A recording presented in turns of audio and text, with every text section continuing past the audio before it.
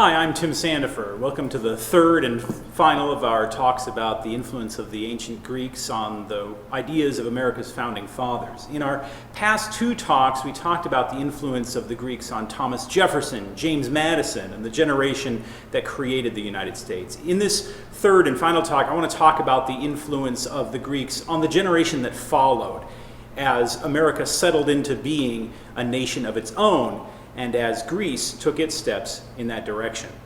So the American Revolutionary Patriots were growing old at the end of the 18th century.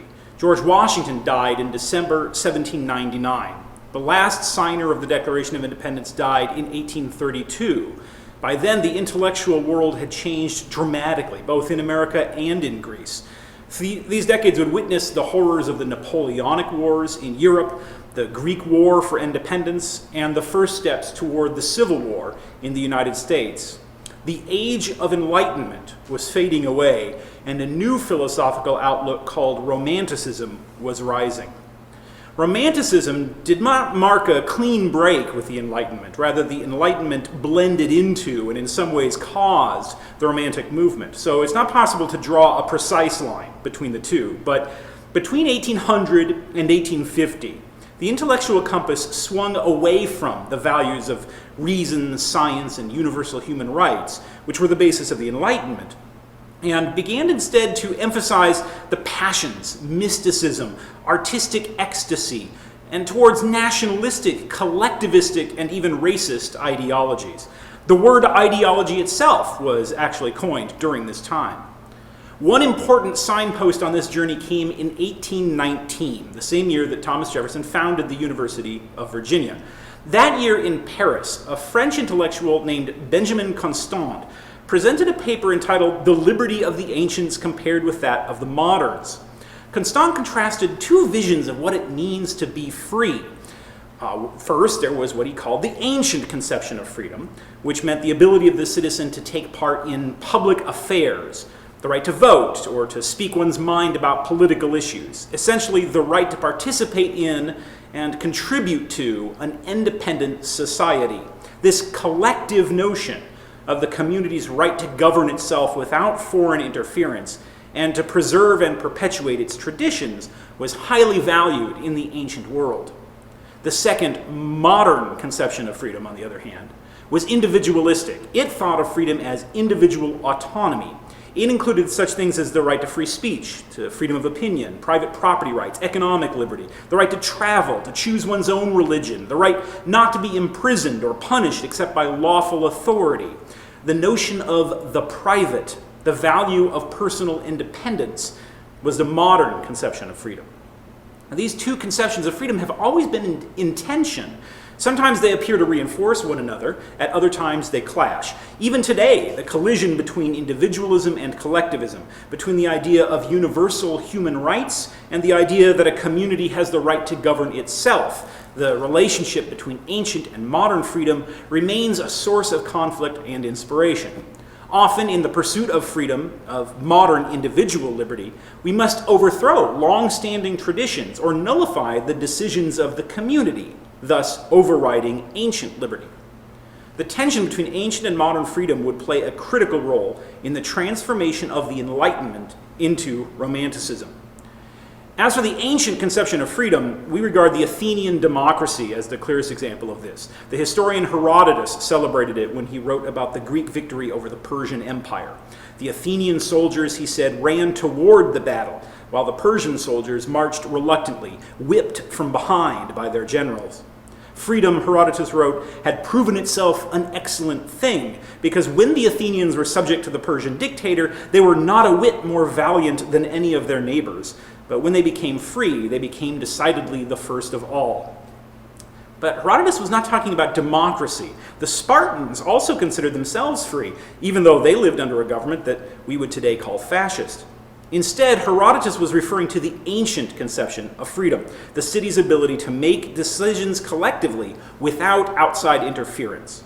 As Benjamin Constant put it, the ancients had no notion of individual rights. Men were, so to speak, nothing but machines whose gears and cogwheels were regulated by the law. People only enjoyed the personal freedoms that society chose to give to them. Citizenship was therefore a source of pride, something to be earned, something to be purchased. The Bible tells us that when Paul was arrested and whipped, he objected that he had a right to a trial because he was a Roman citizen. Then the chief captain came and said unto him, Tell me, art thou a Roman? He said, Yea. And the chief captain answered, With a great sum obtained I this freedom. And Paul said, But I was freeborn. To be born a citizen meant to have special privileges that non-citizens did not enjoy and that few could afford to buy. On the other hand, the modern conception of freedom was born during the Enlightenment. Thinkers like John Locke argued that there are standards of justice that apply even before we become citizens, that is, universal human rights that do not depend on membership in a political group. The promises and bargains between two men in a desert island, he wrote, are binding, though they are perfectly in a state of nature, because truth and keeping of faith belongs to men and not as members of society. And since all people have basic rights, all governments have an obligation to all human beings to respect and protect them. As Thomas Jefferson put it in the Declaration of Independence, all men are created equal with certain inalienable rights. People are born free, and then they consent to create a government to protect their freedom. Government is their servant, not their master. This was the opposite of the ancient conception of freedom, according to which the people were members of a political society first and only had rights as a consequence of that. Enlightenment thinkers like Locke and Jefferson believed that there was a way to reconcile the ancient and the modern conceptions of freedom. As long as a community respects people's basic human rights, then that community deserves respect, and the people may decide collectively how to govern themselves. But individual freedom must take priority over collective decisions. Modern liberty must take precedence over ancient liberty. That is why the Declaration says that if government becomes destructive of our rights, we have the right to alter or abolish it. That is even true in a democracy. The fact that the majority of people vote for something does not make it right. But where Jefferson and other Enlightenment thinkers saw the rights of the individual as paramount, the new age of Romanticism would challenge that idea and once again elevate the collective nationalistic value of ancient liberty over the individual vision of modern liberty. How could this happen? How could Romanticism take the individualistic Enlightenment idea of modern liberty and transform it back into the fundamentally anti-individualistic idea of ancient liberty? Actually, it followed a logical progression. The Enlightenment had placed a high value on discovery and reason, so it was natural for people to celebrate inventors, creators, individual geniuses. Benjamin Franklin, for example, was a quintessential Enlightenment figure, a man of reason, common sense, hard work, creativity. But in France, he also became a celebrity. Paintings and drawings of him were sold in the stores.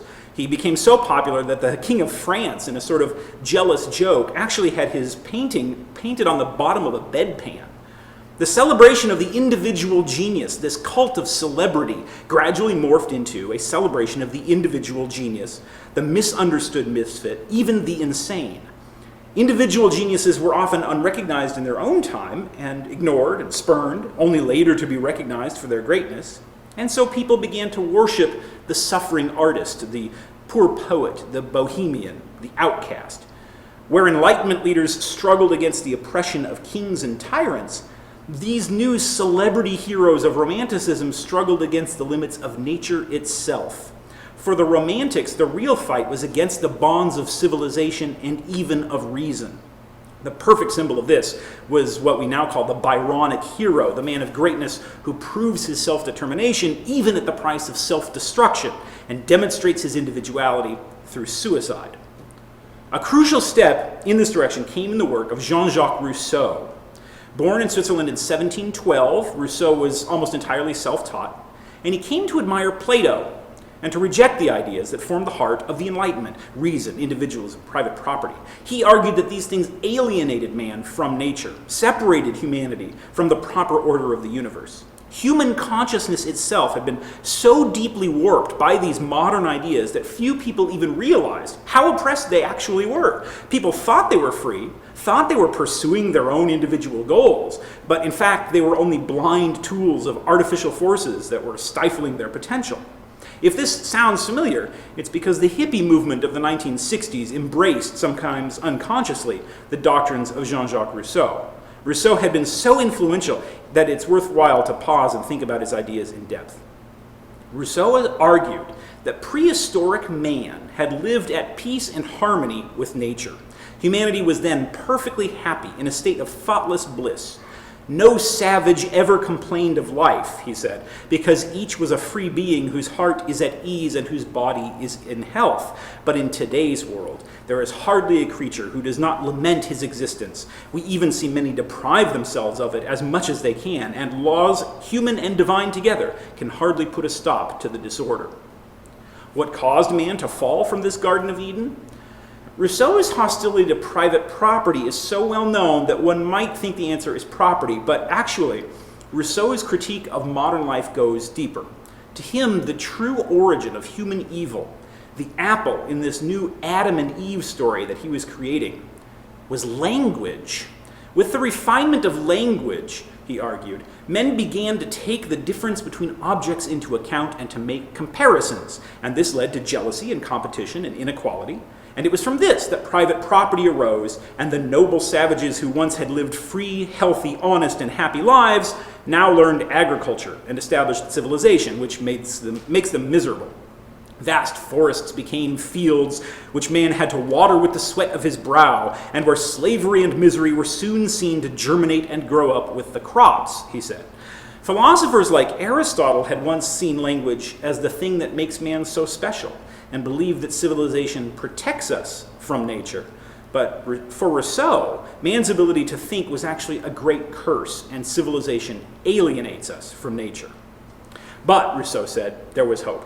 Proper education and training could establish a new world without privacy or selfishness, one that would come as close as possible to our original natural state of bliss. Among other things, this required the abolition of individualism. Like Plato, Rousseau argued that human beings could grasp true happiness, not as single individuals isolated from their fellows, but only by being fused together into a collective entity. Each person would aim toward what Rousseau called the general will. This would be the collective will, the will of the people, the Volkgeist, in which we would all be subsumed and made into a better and freer and fuller person, whether we liked it or not. Rousseau was essentially offering up Plato's totalitarian republic as a model for the new age. And this emphasis on the will of the collective naturally brings with it the idea of cultural and ethnic identity. The Enlightenment, with its emphasis on individualism, never had respected such notions very much, but Romantics believed that nations themselves had souls, which arose from the linguistic and cultural bonds of the people. In 1806, the German Romantic philosopher Fichte wrote in his Address to the German People, "Only when each nation, left to itself, develops and forms itself in accordance with its own peculiar quality, and only when in every people each individual develops himself in accordance with that common quality, as well as in accordance with his own peculiar quality, then and only then does the manifestation of divinity appear. That law is the highest law in the spiritual world."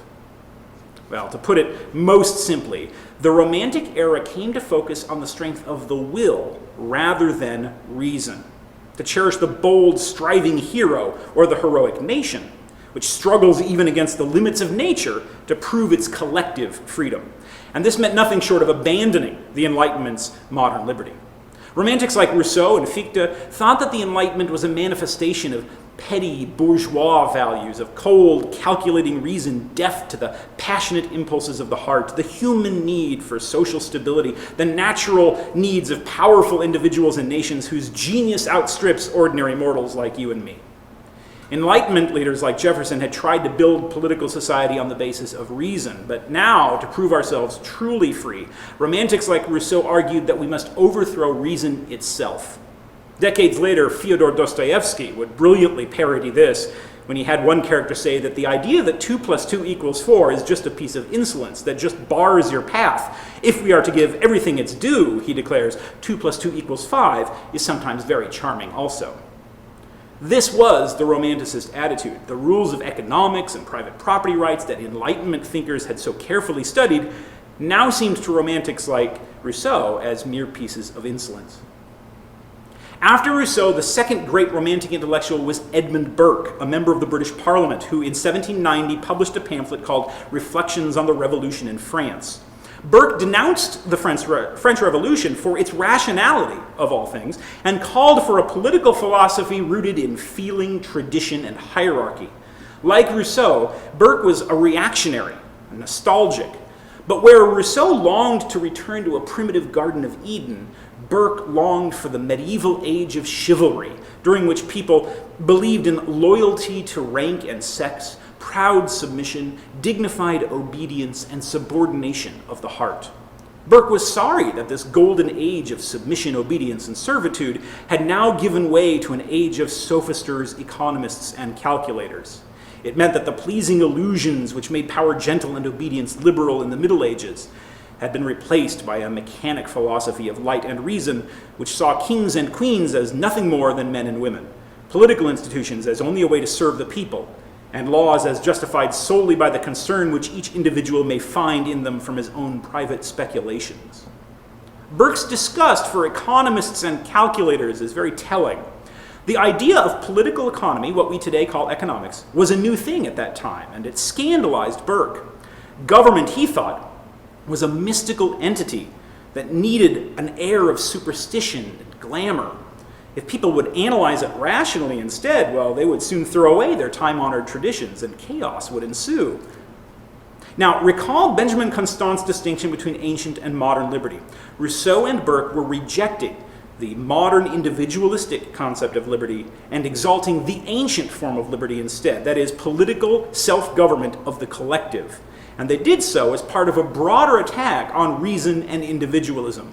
Burke rejected the very idea of thinking in principles, what he called metaphysical abstractions, and he embraced instead a positive, recorded, hereditary system of rules, the patrimony derived from our forefathers, which formed the great mysterious incorporation of the human race. Now, it's important to stress this because nationalism and ethnic identity were a crucial part of Burke's mysticism. A people's traditions, culture, religion, and so forth were precisely what he most valued. He therefore supported the American Revolution not because he believed in the principles of inalienable human rights, but because he believed in the independence and self-government of a mature and well-ordered ethnic nation. He supported ancient liberty, not the modern liberty of personal freedom. He had little interest in the sufferings of common people in the world of ordinary life. His great enemy, Thomas Paine, pointed out that nowhere in Burke's writing can one find any glance of compassion, not one commiserating reflection for those who lingered out the most wretched of lives under monarchy. Burke, he said, wrote eloquently of the beautiful feathers while ignoring the dying bird. And he was right. Burke viewed the ordinary concerns of individual life as petty and vulgar. The Enlightenment idea of modern liberty that Thomas Paine cherished was cheap in Burke's eyes.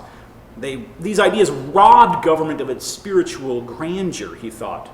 Although Burke sometimes portrayed himself as a voice of calm reason, his book, Reflections on the Revolution in France, is actually a great romantic poem, one that denounces reason and exalts an imaginary golden age of chivalry with knights and their ladies fair.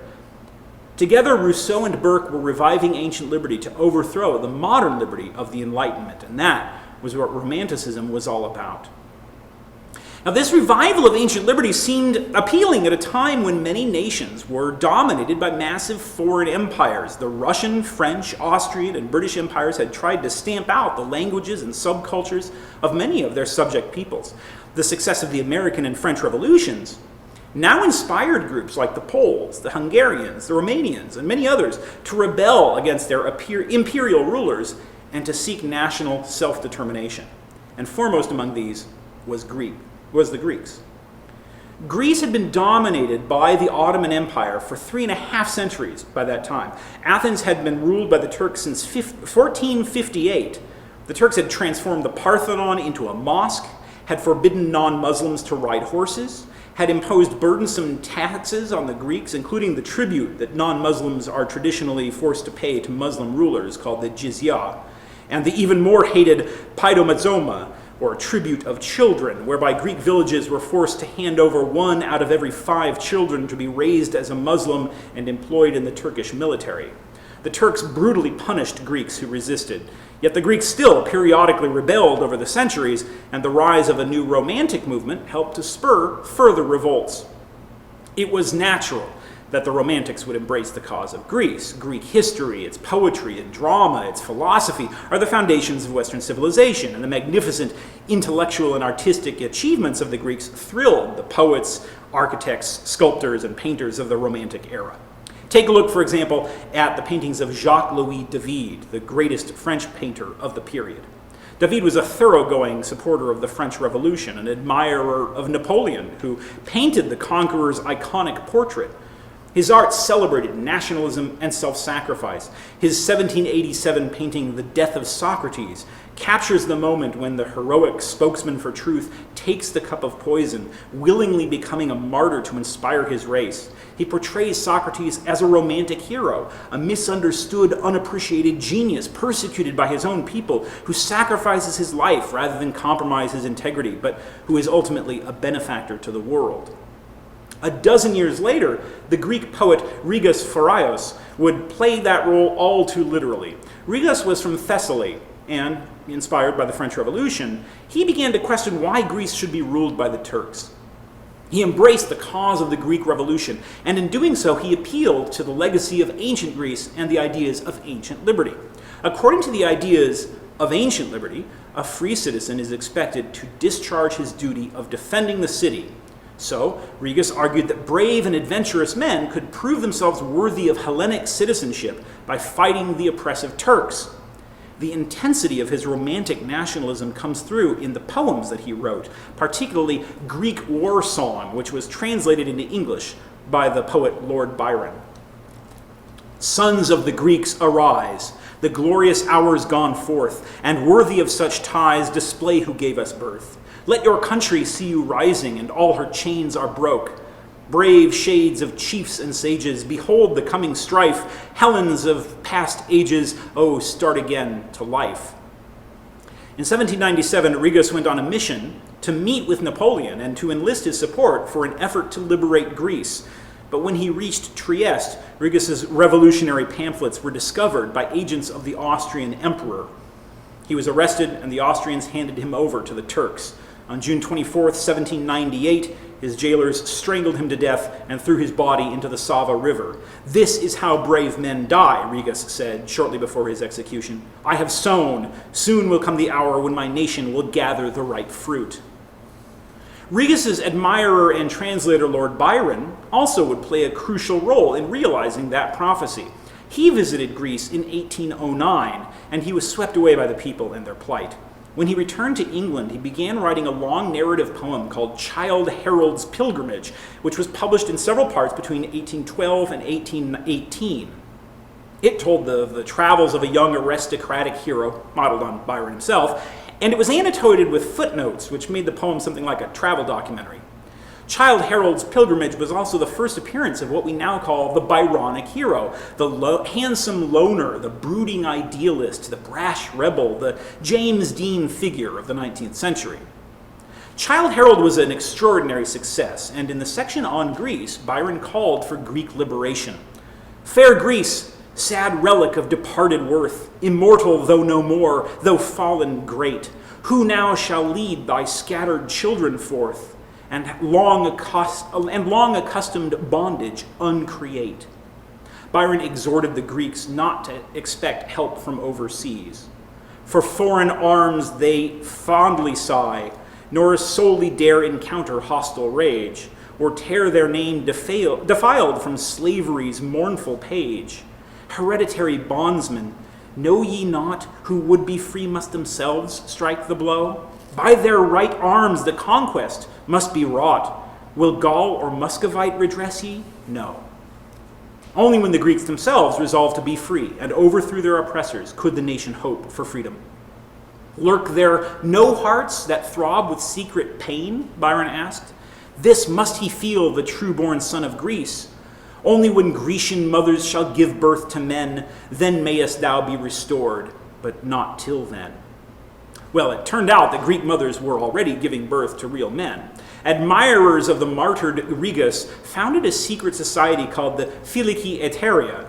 devoted to encouraging rebellion against the Turks. In 1821, its leader, Alexander Ypsilantis, led a group of soldiers to Moldova to spark an uprising. His forces were defeated, but the rebellion spread in a disorganized but determined way. The Greek war for independence had begun. Ironically, although he had warned the Greeks not to expect foreign aid, Lord Byron himself would quickly rally to the side of the Greeks. He sailed to Kefalonia in 1823, where he spent £4,000 to help build ships for the Greek military. He planned to lead an attack on the Turkish forces at the Bay of Corinth, but he fell ill and he died in Missolonghi the following April. He remains a national hero to the Greeks to this day. It is said that when his body was sent back to England for burial, friends removed his heart and had it buried in Greece. Americans applauded the Greek Revolution, but from a distance. About the same time that Byron was traveling to Greece, the prominent Greek expatriate Adamantos Karaias wrote to the elderly Thomas Jefferson, asking for support for the uprising. "Help us, fortunate Americans," he pleaded. Jefferson politely turned him down. "No people sympathize more feelingly than ours with the sufferings of your countrymen," he answered. "Possessing ourselves the combined blessings of liberty and order, we wish the same to other countries and to none more than yours, which is an example of what men should be. But the fundamental principle of our government was never to entangle us with the broils of Europe." About the same time, Andreas Luriotis, a Greek envoy, wrote to Secretary of State John Quincy Adams, and he received a similar answer. "Greece, old Greece, the seat of early civilization and freedom, stretches out her hands imploringly," wrote Luriotis. But Adams replied that while Americans sympathize with the cause of freedom and independence wherever its standard is unfurled, and particularly applauded the display of Grecian energy in defense of Grecian liberties and the association of heroic exertions at the present time with the proudest glories of former ages, the United States could not become engaged in a foreign war. American support for Greek independence was sincere. Daniel Webster and Henry Clay spoke movingly in the Senate. President James Monroe expressed his support. Readers devoured newspaper accounts of the battles, and Greek rebels became celebrities in the United States. Michigan even named a city, Ypsilanti, after one of them. Committees raised money to send to Greece. Many Americans volunteered to fight, including Jonathan Miller, who distinguished himself in battle, and whose adopted son Lucas became the first Greek American elected to Congress. Samuel Gridley Howe also served for 6 years as a surgeon in the Greek army. His wife, Julia, later wrote the Battle Hymn of the Republic. But there was one big problem for Americans who supported the Greek uprising, and that was slavery. The hypocrisy of white Americans supporting Greek rebellion while keeping millions of Africans and their children enslaved was obvious. Between 1800 and 1850, there were at least 10 major slave rebellions in America, not to mention the revolution in Haiti that overthrew slavery and established the first black republic only 700 miles away from Florida. In 1829, a black man named David Walker published a pamphlet advocating slave rebellion. White Americans, he said, thought the Greeks, the Irish, and the Jews, and all the inhabitants of the earth, except, however, the sons of Africa, are men and, of course, ought to be free. But we colored people and our children are brutes, and, of course, are and ought to be slaves forever. Do you think that our blood is hidden from the Lord, he asked, by your charitable deeds to the Greeks? The parallel between the Greek independence struggle and the enslavement of black Americans was on many people's minds. Probably the most eloquent statement came in 1844, when the sculptor Hiram Powers displayed the first American nude female sculpture called The Greek Slave. It is a masterpiece, a life-size marble depiction of a beautiful woman in chains. Powers toured the United States with it, and some audiences were scandaled by its nudity, but they were even more scandalized when abolitionists adopted it as a symbol of the anti-slavery cause. The poets Elizabeth Barrett Browning and John Greenleaf Whittier composed poems about it. "Oh, shame, the Muslim thrall," wrote Whittier, "who with his master to the prophet kneels, while turning to the sacred Qebla feels his fetters break and fall, but our poor slave in vain turns to the Christian shrine with his aching eyes. Its rights will only swell his market price and rivet on his chain." Some Southern whites agreed that it was impossible to cheer on the Greek Revolution while keeping black Americans enslaved. In 1826, when a Southern woman spoke in support of the Greeks in the presence of the Virginia Congressman John Randolph, he pointed to 2 nearby slaves and cried, "Madam, the Greeks are at your door." But other Southern leaders found no inconsistency in supporting Greek freedom while denying freedom to black Americans. They saw the argument for abolishing slavery as essentially an Enlightenment idea based on individualism and the natural freedom of each person. In other words, modern liberty. But they saw the Greek cause as a matter of ancient liberty, of ethnicity and cultural identity. Southerners therefore could believe that the Greek nation deserved to be free, but that individuals had no right to freedom. Edmund Burke had denounced the idea of economists and calculators who argued for modern liberty, and he had written movingly in support of ancient liberty, applauding the hierarchical traditional society with its proud submission, dignified obedience, subordination of the heart. Now Southerners could easily embrace the idea that the United States, or the Southern states anyway, made up a white nation that deserved independence but owed no respect to black people. One of the most important figures of the rise of Southern Romanticism was the novelist Sir Walter Scott, whose novel Ivanhoe was published in 1820. It glorified the age of chivalry, and it became one of the great masterpieces of Romantic literature. Scott exalted spiritual values and time-honored traditions over modern innovation and vulgar materialism.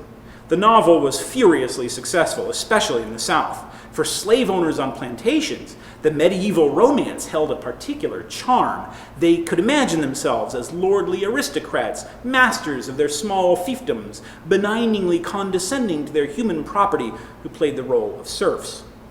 In fact, Mark Twain later blamed the Civil War on Walter Scott. Modern progress, he wrote, had been making headway against tyranny and superstition, overthrowing monarchy, until Walter Scott came along and, by his single might, checks this wave of progress and even turns it back, sets the world in love with dreams and phantoms, with decayed and swinish forms of religion, with decayed and degraded systems of government, with the sillinesses and emptinesses and sham grandeurs, sham gods, and sham chivalries of a brainless and worthless, long-vanished society. Southerners, he argued, had thrown off the modern liberty of the Enlightenment and embraced the ancient liberty of Romanticism. Scott's novels created rank and caste in the South, he said. Now, this may seem like an exaggeration, but it is not. Scott's effect on pre-Civil War South was so profound that the Virginia official state historian said, a half-century after the war, that the South of 1860 should be nicknamed Sir Walter Scottland. An even clearer example of how the Romantic South celebrated ancient liberty over modern liberty was the Virginian writer George Fitzhugh. With a frankness that is disgusting today, his 1854 book, Sociology for the South, The Failure of a Free Society, argued in favor of slavery by a direct assault on Enlightenment thought. He chose his title very carefully. Sociology, he said, was the opposite of economics, which was the science of a free society. While economics was concerned with the system of universal liberty and equality of rights, which in Fitzhugh's mind boiled down to every man for himself and devil take the hindmost, this new sociology of slavery was rooted in benevolent mutual self-sacrifice. Fitzhugh characterized modern liberty as the pursuit of one's own selfish welfare, unfettered and unrestricted by legal regulations or governmental prohibitions. The Declaration of Independence had articulated an unphilosophical, presumptuous, infidel philosophy, he believed, when it argued for modern liberty and the right to rebel against oppressive government. But as civilization advances, liberty recedes, Fitzhugh wrote, and it is fortunate for man that he loses his love of liberty just as fast as he becomes more moral and intellectual. The benevolent institution of slavery, he believed, was superior because it was based on the idea that man is not an independent being, but is born a member of society, as in the case of the bees and the ants. Society is the being, and the individual only one member of that being, who has no rights whatsoever as opposed to the interests of society. Whatever rights he has are subordinate to the good of the whole, and he has never ceded rights to it, for he was born its slave and had no rights to cede. These quotations are so repulsive today that it sounds like a parody, but Fitzhugh was serious. The historian Roland Osterweiss points out that American slavery was a tripod. One leg was the cotton and plantation system, The second leg was slavery, and the third leg was the cult of Southern chivalry, the ideology of Romanticism, which emphasized honor, militarism, and social hierarchy. This is made clearest in the writings of the most ingenious and diabolical of slavery's supporters, John C. Calhoun. Calhoun was a South Carolinian who served as Vice President and Secretary of War before entering the U.S. Senate. He was a bold, even iconoclastic man, denouncing modern liberty. In 1837, he declared that slavery, quote, is instead of an evil a good, a positive good. He rejected the idea that of Enlightenment thinkers like Locke and Jefferson, who thought that humans are born free and that they establish government to protect their rights. On the contrary, Calhoun argued, government is not even a matter of choice. Like breathing, it is not permitted to depend on our volition.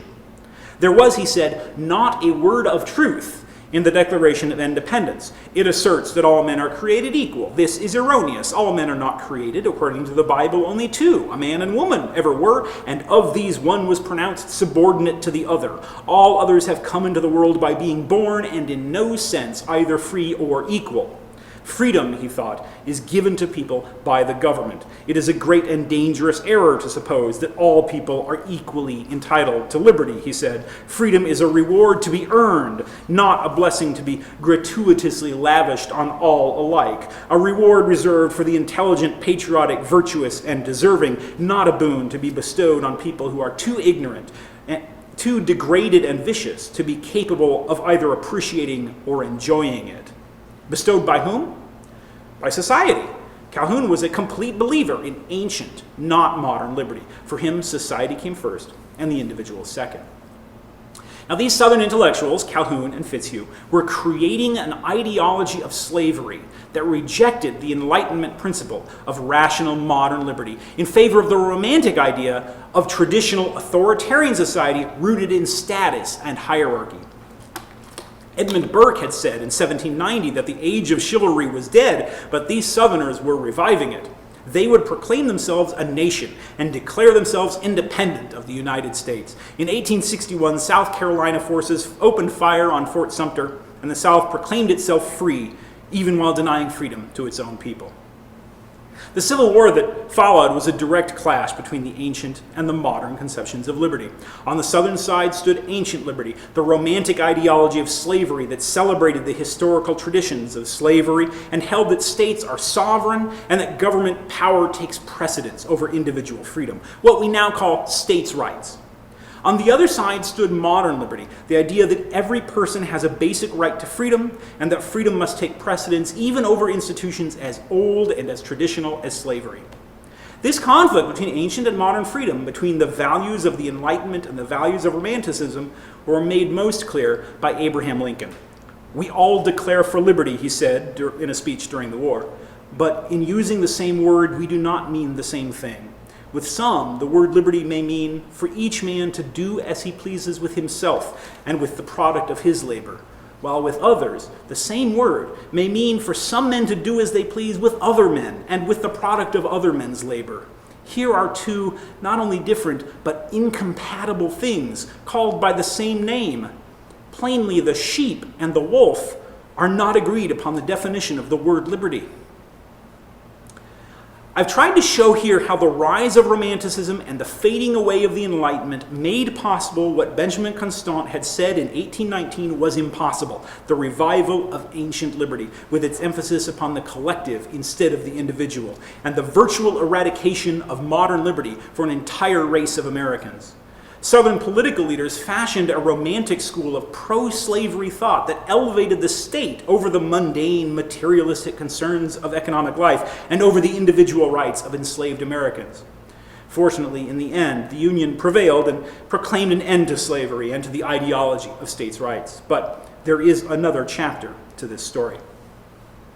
In 1818, the same year that Byron published the final volume of Childe Harold's Pilgrimage, and only a few months before Benjamin Constant gave his speech on the two kinds of liberty, and 3 years before the Greek Revolution began, a baby boy was born to an enslaved mother in Talbot County, Maryland. She named him Frederick Augustus Washington Bailey, but she never got to know him well. He was raised mostly by his aunt and his grandmother. In 1826, he was taken by his master to Baltimore, where he secretly learned to read.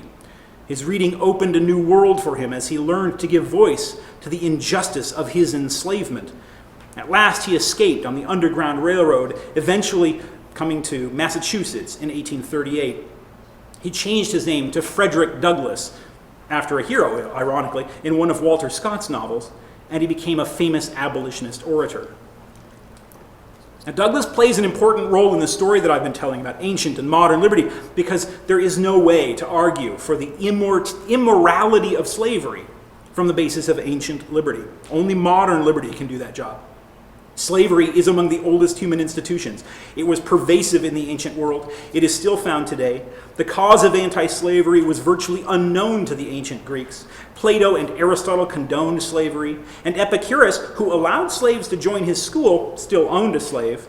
The ancients could understand freedom for citizens, but not freedom for all of mankind. And there is nothing in ancient Greek literature that equals the Declaration of Independence's pronouncement that all men are created equal.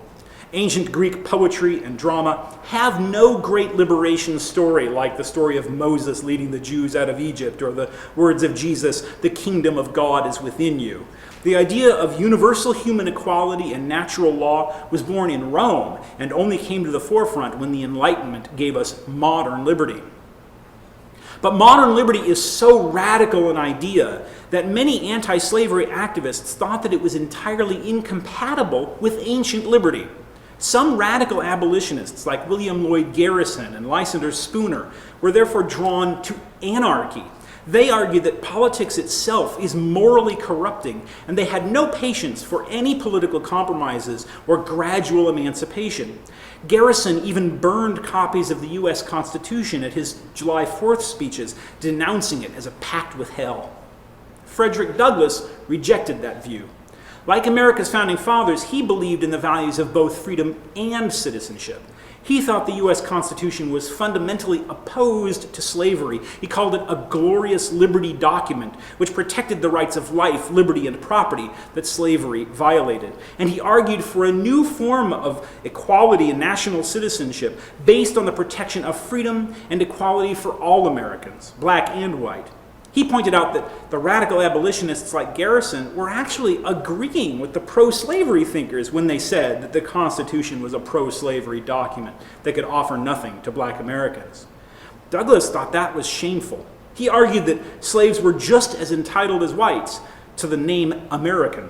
They had been here as long as white Europeans had. They had built much of the country's wealth and infrastructure. They were more loyal than the white traders who led the Confederacy. They were part of the we the people in the Constitution. If President Lincoln would give them guns, they would prove themselves brave soldiers. And if the nation would give them the vote, they would prove themselves responsible citizens. In other words, Douglass found in the Constitution a way to combine ancient and modern liberty. Black Americans deserved both the right to freedom and the duties of citizenship. That combination of ancient and modern liberty, of freedom and responsibility, was best expressed in a phrase that became Douglass's own personal motto. It was a line from Lord Byron's Childe Harold's Pilgrimage, which was originally addressed to the Greeks. "Hereditary bondsmen, know ye not, who would be free must themselves strike the blow." Douglass quoted these lines often, emphasizing the connection between modern liberty, individual rights, and ancient liberty, national self-determination. For every nation and every individual, freedom was both a right and a responsibility. Each person had the obligation to defend his own freedom. "A man shall provide for his own house," Douglass declared. "This covers the whole ground of nations as well as of individuals." In 1857, Douglass and Samuel Gridley Howe, the veteran of the Greek Independence War, helped to finance John Brown's doomed attack on Harper's Ferry. The failure of that effort proved what Douglass already knew. Slaves could only free themselves. Freedom for black Americans must not be thought of as a gift from whites. Douglass encouraged slaves to run away, to rise up against their masters, to join the Union Army. "Men may not get all they pay for in this world," he said, "but they certainly pay for all they get. If we ever get free, we must do this by labor, by suffering, by sacrifice, and if needs be, by your lives and the lives of others." After the war, Douglass carried on his work, agitating for black citizenship and the right to vote, for women as well as for former slaves. His career as a reformer climaxed when he was appointed ambassador to Haiti in 1891. This man, born an illiterate slave who never knew his father or even his own birth date, had risen to the rank of a diplomat and become an author and orator of unmatched eloquence, one of the great intellectuals in American history. In 1882, he shocked the world by crossing the color line and marrying a white woman named Helen Pitts.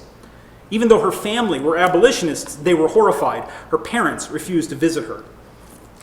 Her uncle disowned her, but Helen was steadfast.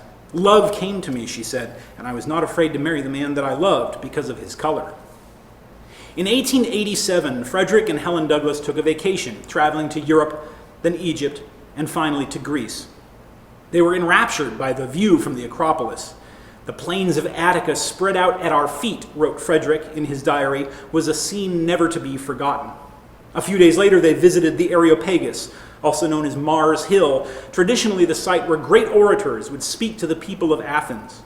Trials were typically held here, and it may very well be the place where Socrates himself was condemned. It was here that St. Paul delivered his famous Sermon to the Athenians, preserved in the Bible's book of Acts.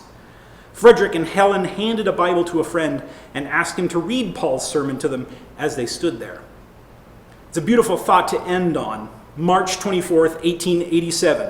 America's greatest orator stands on the site where the ancient world's greatest orators once stood. The Constitution of the United States is now exactly 100 years old. The American Civil War has been over for 2 decades, and slavery has been abolished in America. After its own long and bloody war, Greece is now independent. Frederick Douglass, an escaped slave nearing 70 years old, is now both a free man and a voting citizen, enjoying both ancient and modern liberty. He is a high dignitary and celebrated author, a friend to presidents, a bold advocate for the equality of the races and of the sexes. And he stands there with his white wife on Mars Hill at the confluence of traditions rooted in Greek antiquity and brought together in America, a tradition combining Epicurus and the Enlightenment, Plato and the Romantics, Socrates and the Constitution, ancient and modern liberty, national and personal independence, the great ideas of Greece and America, ideas as old as humanity and as new as tomorrow, ideas that reach across thousands of years of history to touch us still. And as they look out at this ancient terrain, a voice reads the words of St. Paul, "You men of Athens, God has made of one blood all nations of men, for to dwell on all the face of the earth." Thank you very much. Now I understand we'll take a break and answer questions if there are any from the audience.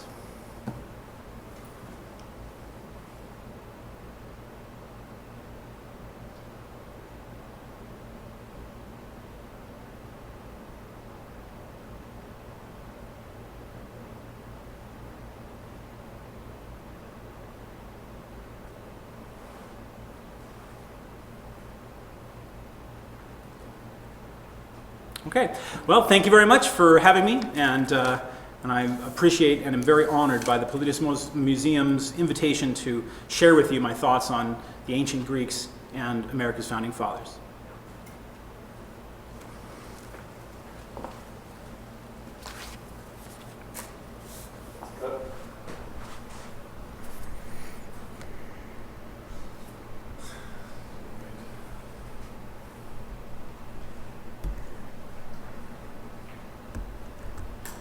Want to come see how you look? You just can't. Sure.